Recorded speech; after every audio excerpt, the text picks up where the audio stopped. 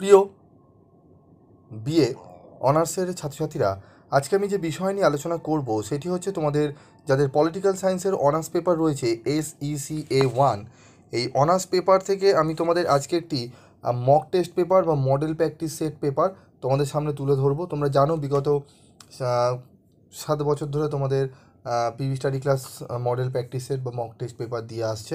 তো এবারেও তার ব্যতিক্রম হবে না। তোমাদের প্রত্যেকটা এক্সামের শেষে আগে তোমাদের কিন্তু মডেল প্র্যাকটিস সেট বা নমুনা প্রশ্নপত্র বা মক টেস্ট পেপার তোমাদের দিয়ে আসছে। তো সাবজেক্টটি হচ্ছে Democratic awareness through illegal literacy. তো দেখে নাও কী কী প্রশ্ন আমরা করব। তো দেখো, রাজ্য ফৌজদারি আদালত কাঠামোয় সর্বোচ্চ আদালত কোনটি? ওয়ারেন্ট ছাড়া গ্রেপ্তার করা যায় এমন দুটি ক্ষেত্রের কথা উল্লেখ করো। FIR কার কাছে দাখিল করতে হয়? গ্রেপ্তার করার যে কোনো একটি কারণ উল্লেখ করো। জামিন কাকে বলে? একটি অজামিনযোগ্য অপরাধের উল্লেখ করো। তল্লাশি পরোয়ানা ইস্যু করার একটি কারণ লেখো। জামিনের যে কোনো একটি পূর্ব শর্ত উল্লেখ করো। হিন্দু ব্যক্তিগত আইনের দুটি উদাহরণ দাও। যে কোনো একটি নারী উৎপীড়ন রোধ আইনের উল্লেখ করো।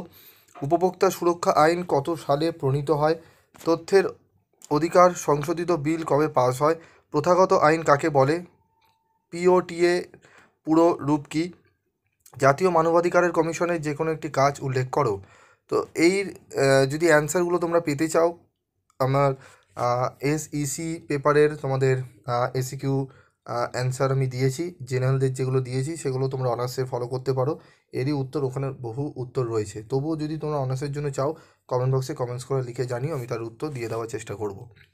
চলে আসবো পরবর্তী প্রশ্নে। দেখে নাও, প্রতিটি মডেল থেকে একটি করে প্রশ্নের উত্তর দাও, প্রতিটি 100 শব্দের মধ্যে। মডেল 1 থেকে, কলকাতা কলেজ স্ট্রিটে এসে তোমার সব মার্কশিটগুলি হারিয়ে যায়, এই বিষয়টির উপর ভিত্তি করে তুমি একটি FIR এর খসড়া লেখো।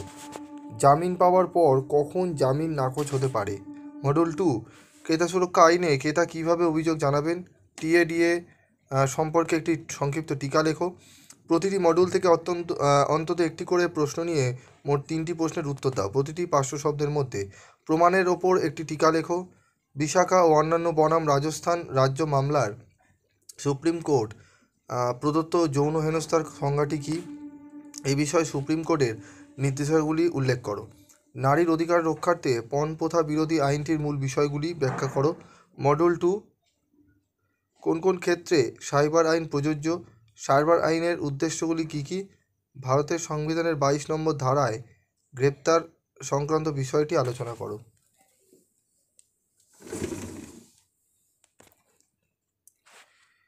ঠিক আছে, তোমরা ইংলিশ ভার্সনটিও দেখে নাও, ইংলিশ ভার্সনও তোমরা পেয়ে যাবে। Mention two situation where arrest can be made without a warrant. ঠিক আছে, what is bail? Mention any one causes of arrest. Mention one non-bailable offense. ঠিক আছে, এই ইংলিশ টার্মগুলো তোমরা দেখে নাও। What is the full form of POTA? POTA. Mention any one function of National Human Rights Commission. Answer one question from each module, each within 100 words. Module 1, Module 2 and Module। দেখে নাও প্রশ্ন English ভার্সনটি। তো এই প্রশ্নটি যদি তোমরা ভালো করে যাও, আশা করি তোমরা এখান থেকে 50 থেকে 55% প্রশ্ন কমন পেয়ে যাবে। তবে 80% তুলতে গেলে তোমাদের কিন্তু আলাদা প্রশ্নগুলো পড়তে হবে। তো এখান থেকে তোমরা 50% থেকে 55% প্রশ্ন কমন পেয়ে যাবে, এটুকু বলতে পারি। এই প্রশ্নটি ভালো করে তোমরা রেডি করে নাও। আমি পরবর্তী ভিডিওতে আরও কিছু গুরুত্বপূর্ণ প্রশ্নের উত্তর নিয়ে আলোচনা করব। যদি তোমরা পিভি স্টাডি ক্লাসে নতুন হয়ে থাকো তাহলে চ্যানেলটি সাবস্ক্রাইব করে রাখবে এবং পাশে থাকা বেল আইকনে ক্লিক করে রাখবে। এবং তোমাদের জেনারেল পেপার পরীক্ষা কেমন গেল সেটিও তোমরা জানাবে। এবং অনার্স পেপারের তোমরা যে পরীক্ষা হবে সেটি তোমাদের কী কী আরও সাবজেক্টের লাগবে তোমরা অবশ্যই কমেন্ট বক্সে লিখে জানাবে। যদি সম্ভব হয় আমি তার প্রশ্ন উত্তর দিয়ে দেওয়ার চেষ্টা করব। তো আজকের মতো এটুকুই, দেখা হচ্ছে পরবর্তী ভিডিও ক্লাসে। সকালে ভালো থেকো, সুস্থ থেকো।